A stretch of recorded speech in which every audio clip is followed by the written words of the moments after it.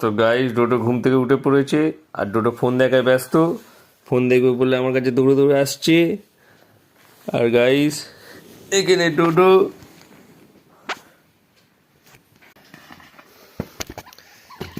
এটা কি বেলুন খেলা হচ্ছে? এটা বেলুন খেলা হচ্ছে? হ্যাঁ। এরকম করে না। ও ডোডো, ডোডো, ও ডোডো, ডোডো গো, ওই দেখ, ওই তো পাপ্পি দিদি, পাপ্পি পাপ্পি টাটা করতো, টাটে টাটা।